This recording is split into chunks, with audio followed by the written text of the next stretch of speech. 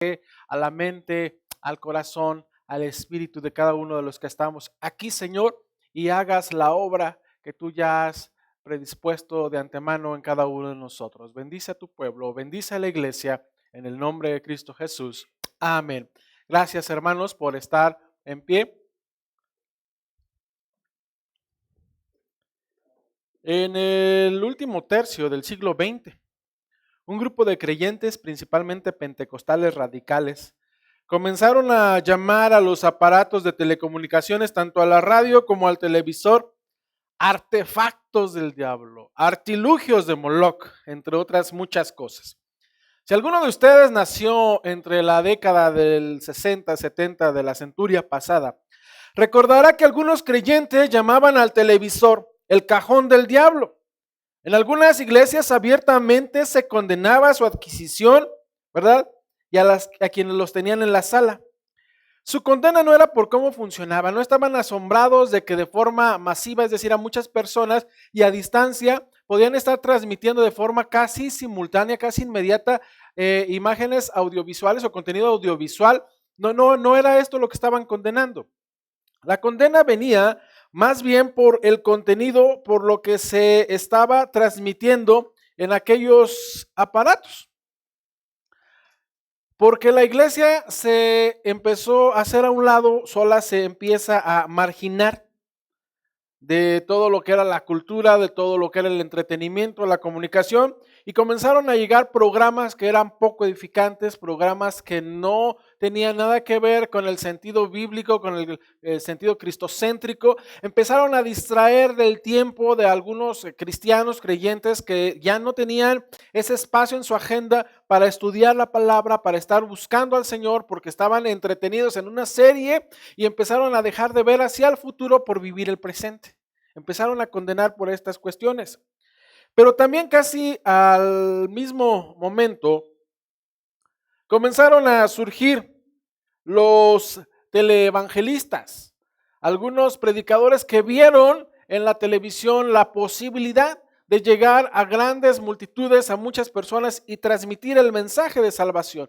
Salieron otras iglesias que comenzaron a alquilar espacios en las radios de sus ciudades, incluso comenzaron a comprar un transmisor, una antena, un permiso en el gobierno para comenzar a comunicar el mensaje, poner cánticos y poder llegar a algunas personas, a algunos poblados, aldeas que estaban alejados en la serranía, en los montes, y ellos estaban escuchando la palabra del Señor, ¿verdad? El uso de la televisión y la radio no fue ni será la solución para comunicar el evangelio. El uso de la radio y la televisión no fue ni será la solución para que la iglesia viva en santidad. El uso de la radio y la televisión no fue ni será la solución para que crezca una iglesia edificada. Son solamente instrumentos que se utilizaron para propagar el evangelio.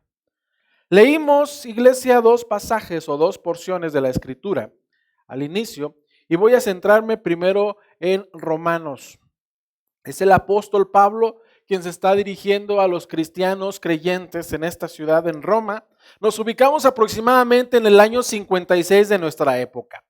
Estamos a mitad en cuanto al trayecto del tercer viaje misionero de Pablo. Esta epístola se escribe desde Corinto. Está en estos 3 meses que nos habla en el libro de los Hechos. Si usted va al libro de los Hechos, capítulo 20, versículo 2 y 3, nos dice que estuvieron por lo menos 3 meses ahí el apóstol Pablo. Y es en ese momento, cuando está ahí en Corinto, cuando está escribiendo esta epístola, es cuando surge más o menos. A este momento, cuando se está escribiendo la epístola de Romanos, han pasado 23 años desde la crucifixión y resurrección de Jesús, así también de la fundación de la iglesia. Han pasado también a este momento 21 años de la conversión del apóstol.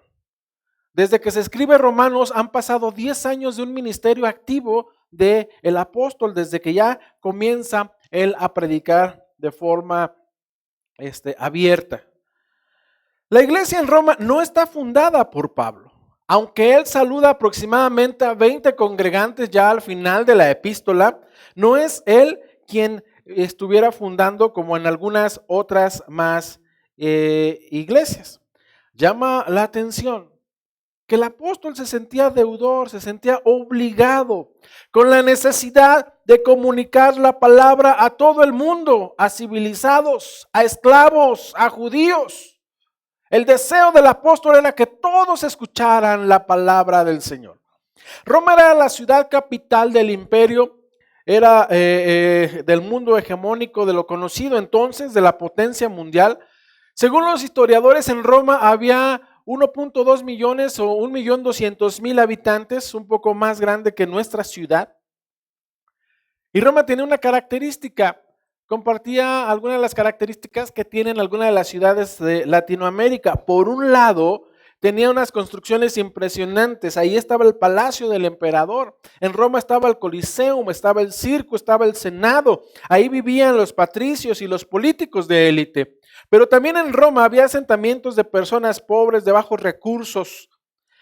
En Roma había una cantidad grande, importante de libertos o libertinos.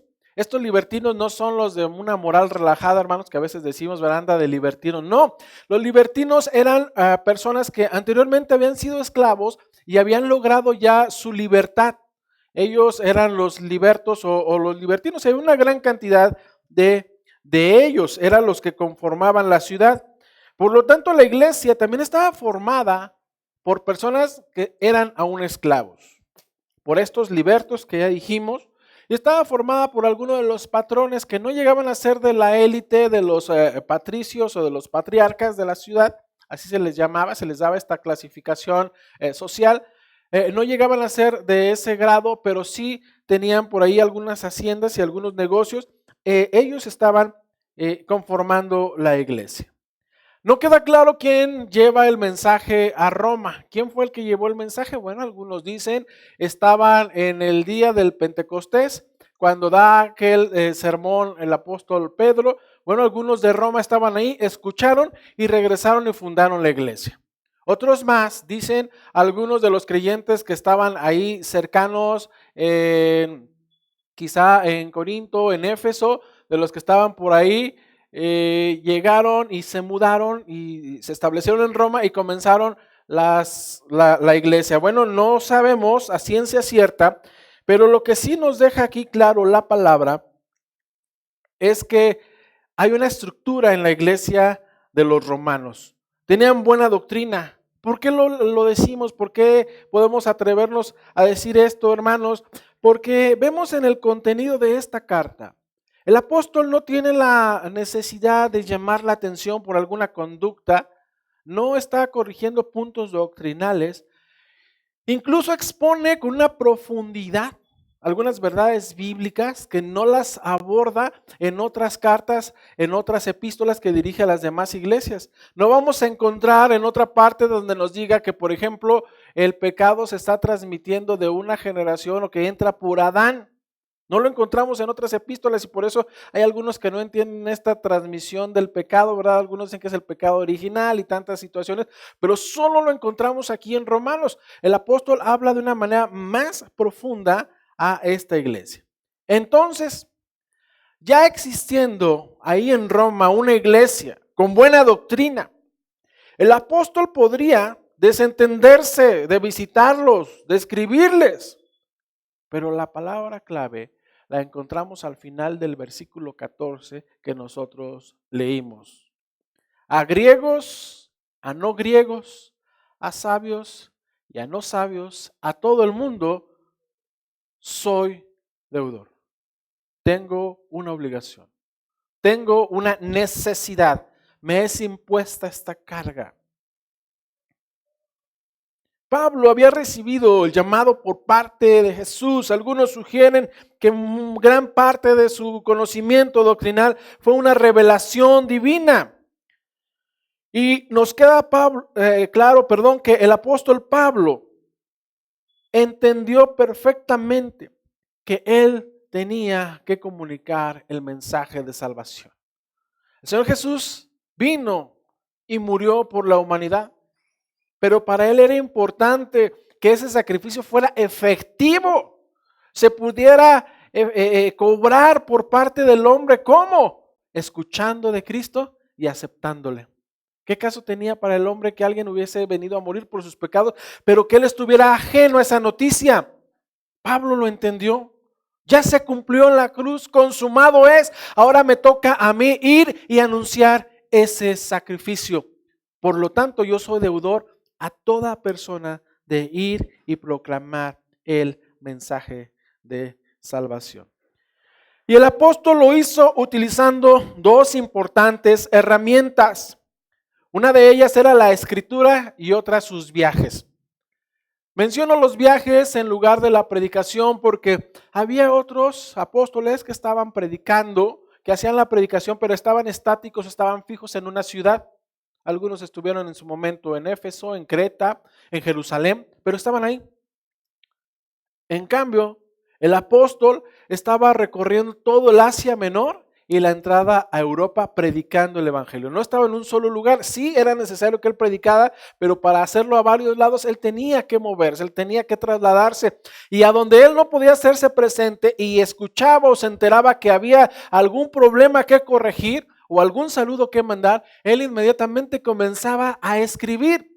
Estas eran las dos herramientas que él tenía a la mano y que comenzó a utilizar. No tenemos una constancia de que alguien haya hecho o puesto algún pero por los viajes de Pablo. Solo tenemos dos registros de que no estuvieron acorde en dos de sus viajes misioneros, ¿verdad? Algunos de sus seguidores, y por ahí cada quien siguió por su lado.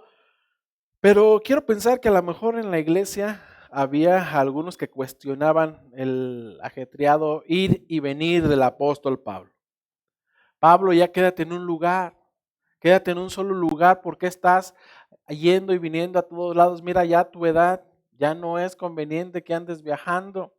La iglesia gasta mucho por andarte enviando de un lugar a otro, Pablo.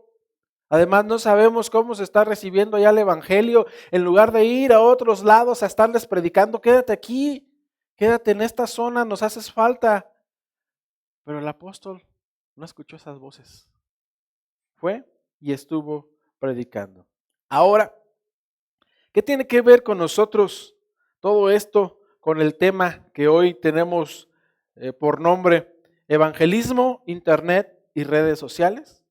Bueno, así como el apóstol se sentía obligado a propagar el mensaje de salvación a todo el mundo, la iglesia a través de los tiempos debe de entender que es la misma deuda que tenemos el día de hoy. La iglesia a través de los tiempos debimos entenderla y debemos entenderla. La iglesia imperial debió entender que era deudora de llevar el mensaje. La iglesia del Renacimiento debió entenderlo. La iglesia moderna debió entenderlo. La iglesia actual, contemporánea, debemos entender que somos deudores a llevar el mensaje de salvación. No lo va a hacer nadie más, hermanos. Nosotros hemos conocido las bondades del sacrificio de Jesús en la cruz. Nosotros sabemos cuál es el beneficio que hemos obtenido de que Jesús se hiciera hombre y viniera a tomar nuestro lugar en esa cruz. Ahora es perdonado de sus pecados. Ahora ya no es enemigo, es amigo de Dios, es reconciliado. Ahora usted tiene una promesa de vida eterna en la presencia del Señor. Pero mire, todo eso, hay personas allá afuera que no lo saben. Y los encargados, los que debemos sentir esa deuda, esa necesidad de ir y proclamarlos, somos la iglesia el día de hoy. El internet y las redes sociales, bueno, básicamente el internet es una interconexión de redes informáticas, infraestructura, aparatos, equipos para estar comunicando computadoras o dispositivos entre sí, hacer este intercambio de comunicación. El mundo en los últimos 10 o 15 años se ha visto inundado, ¿verdad?, por estas tecnologías. En nuestro país, si ustedes se remontan al año 2005, fíjese, de este siglo todavía, de esta época, aún así, antes del 2005 no era tan popular el uso de internet. Sí existía por allá en las escuelas, en algunos lados, en algunas oficinas, pero no era tan cotidiano, no era tan doméstico como el día de hoy. En el 2005, en el 2004, usted no pedía una pizza por un dispositivo y le llegaba a su casa. No había eso. O no había una comunicación simultánea, eso empezó a llegar después. Y las redes sociales hoy son conocidas como aplicaciones que se utilizan para estar comunicados y que utilizan esta plataforma del Internet. En realidad el concepto de las redes sociales no es nueva, hermanos, ya existía desde mucho antes. Aquellos grupos de lectura, aquellos clubes sociales, club rotario, empresarial o de negocios, eran auténticas redes sociales. El grupo de amas de casa, donde en décadas pasadas ellas se reunían por las tardes a tomar café, a intercambiar recetas de cocina, ¿verdad? A tener tardes de lectura o pasarse remedios caseros. Esto era una red social. De pronto, una amiga conocía a una amiga que había un doctor que era muy bueno con los niños. Y esas eran las redes sociales de entonces. Pero hoy las redes sociales son digitales, virtuales, son distintas. Ya escuchamos que requieren de un dispositivo, de un programa, una aplicación, el servicio de internet. Y en ese momento estamos comunicados casi con todo el mundo. Usted puede mandarle hoy un mensaje, puede mandar algo a una persona que no solo está aquí en la ciudad, sino si tiene algún familiar, algún conocido que está en el extranjero, fuera de las fronteras del país, usted le manda, ¿verdad?, un mensaje por sus redes sociales y en el instante lo está recibiendo. Puede mandarle otro tipo de archivos o otro tipo de contenido como fotografía, audio, algún texto. Esas son las redes sociales que tenemos desde de hoy en día. Pero así como en el pasado, iglesia, se condenó el uso de la televisión, hoy se puede condenar el uso y la existencia del internet y las redes sociales. He escuchado, incluso lo escuché aquí en esta iglesia en alguna ocasión, que el www, el World Wide Web, quiere decir 666. Es la transliteración del 666 del alfabeto griego. Y que cualquiera que entre está usando la marca de la bestia. Aquí lo llegué a escuchar. Lo cierto es que estas solo son herramientas que cada persona u organización pueden hacer uso de ellas de forma libre. Cada uno de ellos. Sí, el internet puede utilizarse para infligir algún daño, para hacer mal uso de algunas cosas, como lo pueden ser, por ejemplo, las canciones. Y no las canciones de hoy día de Bad Bunny y todas esas cosas que no son canciones, que son gritos. Pero si usted recuerda algunas de José Alfredo Jiménez y de estas cosas, no eran canciones que edificaban. Y con el canto usted puede glorificar a Dios o puede incitar a otros al pecado y a la perdición, como estas canciones de José Alfredo Jiménez. O el otro, el príncipe de la canción, se me olvidó su nombre. Son herramientas que la iglesia puede utilizar. Y al igual que con la ilustración de la espada de Goliat, esta ilustración nos narra que David utilizó un arma que fue forjada en su contra para terminar con la vida de un enemigo. Esto es lo que nos dice. De esta manera, hermanos, el internet y todo lo que tenemos por sí solo no tiene la capacidad de infligir daño alguno, ¿verdad? Aquella espada de Goliat no podía uno dejarla encima de algún mueble, de alguna mesa y de pronto decir, esa espada se me aventó y me hirió. No era de esa manera. Es quien tenía empuñada aquella arma. Era una de las mejores espadas de su momento. Si hubiera estado en manos de Goliat, tranquilamente hubiera terminado con cientos de los hebreos del ejército de Dios. Pero estaba en manos de David y terminó de un tajo con el enemigo de Jehová de los ejércitos. Depende en manos de quién estén estas herramientas. Y aquí es donde entra la porción que leímos al principio de Lucas 16:8. Los hijos de este siglo son más sagaces para utilizar esto que tienen a la mano. Ellos no se detuvieron, no pensaron ni por un momento si era correcto o no utilizar el internet para propagar, para vender, para anunciar, para hacer todo tipo de cosas. Y la iglesia siguió quedándose a un lado, siguió quedándose fuera. Siguió quedándose marginada por un tiempo de esto y solamente criticando una herramienta que pudo ser muy importante.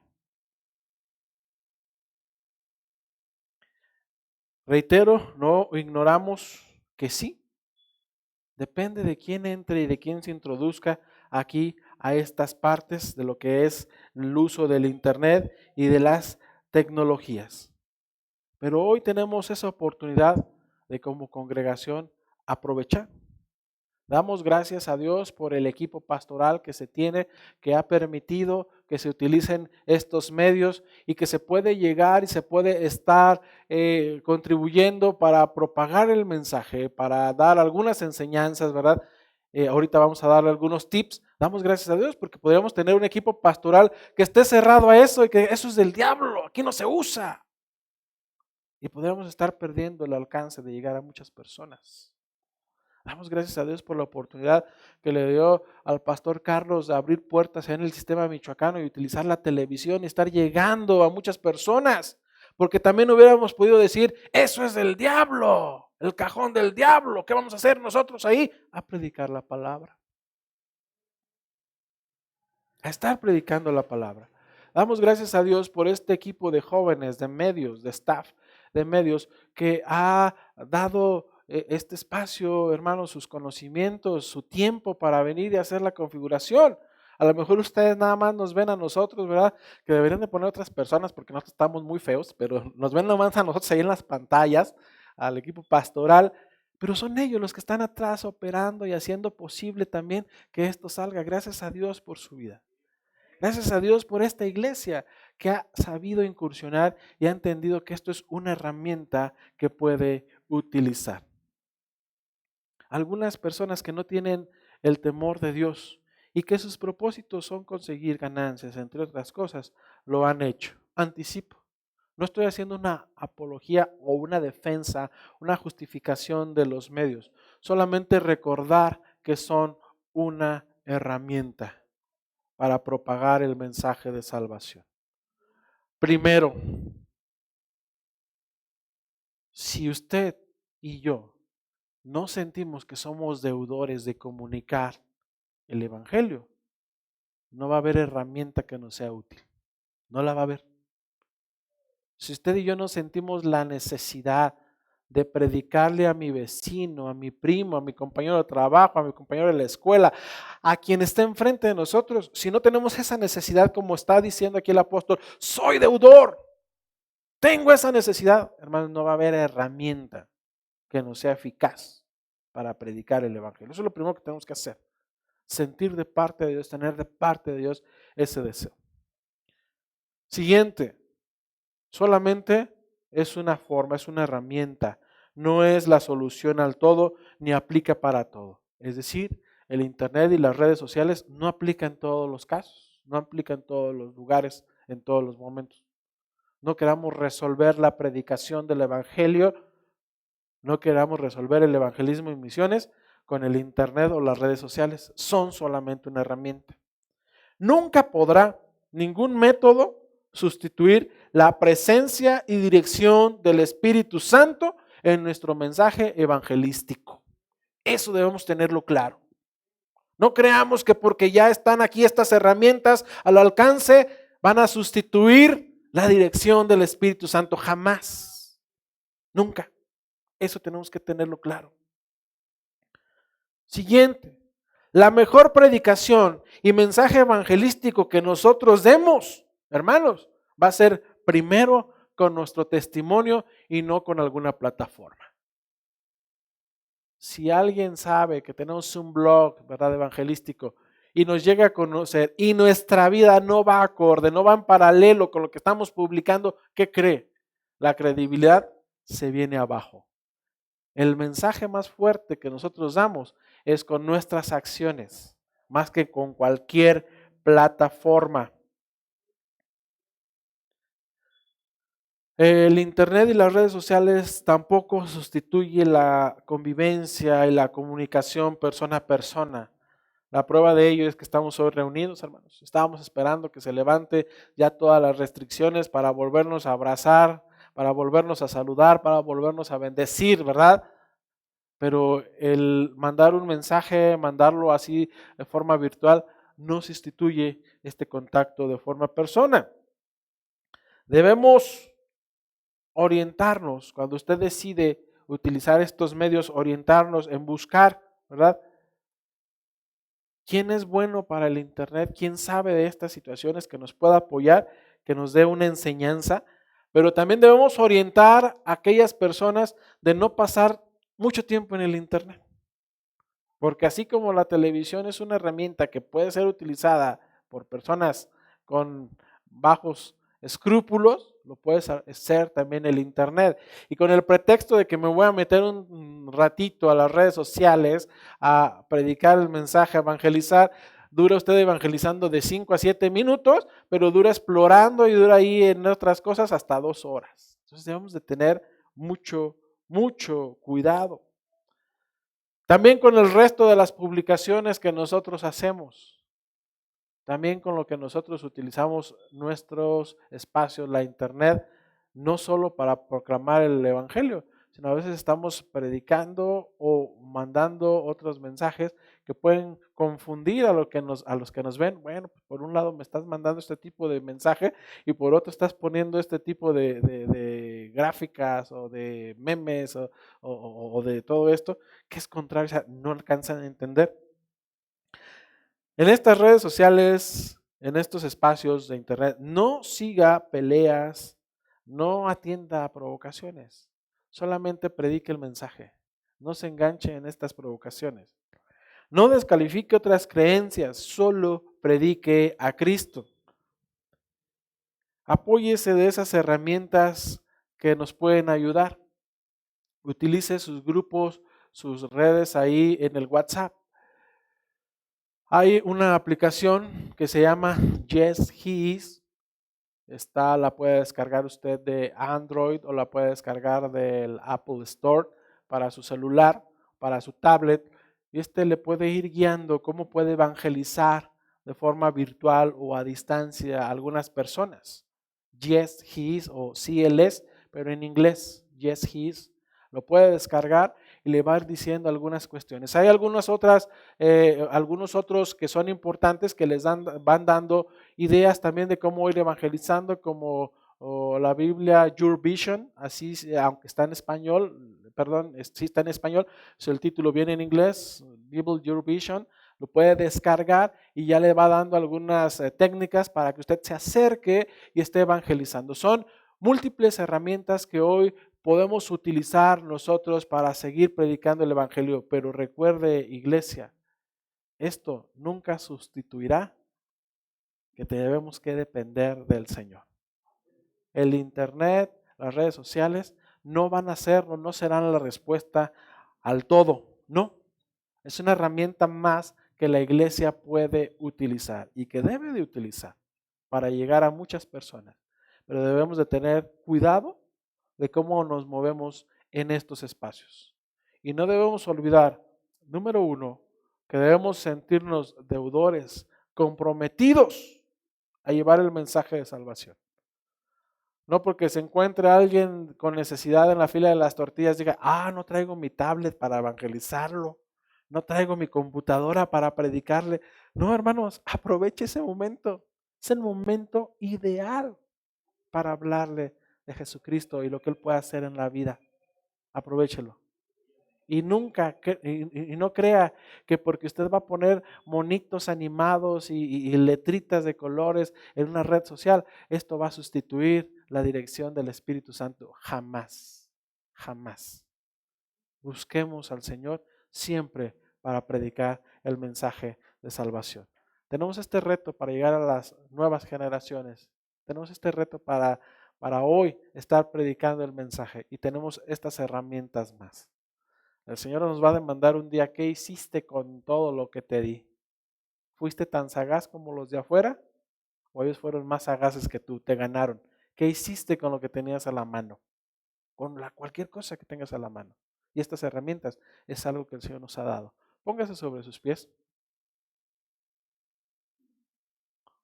Cómo me gustaría que de aquí salieran algunos editores de blogs, de videoblogs, que dijera, hermano, a mí apúnteme. Mire, alguien en la semana estaba diciendo, ¿cuánto cuesta un equipo para hacer todo esto? ¿Verdad? Ojalá alguien tenga ese deseo de decir, a mí no me gusta estar frente a cámaras, pero yo voy a donar para que se tenga este equipo. Gloria a Dios. Necesitamos quien salga en las transmisiones, hermanos, a proclamar el mensaje, a dar enseñanzas. Andamos invitándolos y nos dicen, ay, a mí no me gusta. Ay, no quiero, pero andan proclamando otras cosas allá afuera. todavía dijera es que no hacen nada allá. Sí es cierto que tienen pánico escénico, pero allá sí les gusta y aquí, ay, no me gusta. Necesitamos proclamar el mensaje, hermanos. Ojalá puedan apoyar. Oramos. Padre, te damos gracias, Señor, porque vemos en tu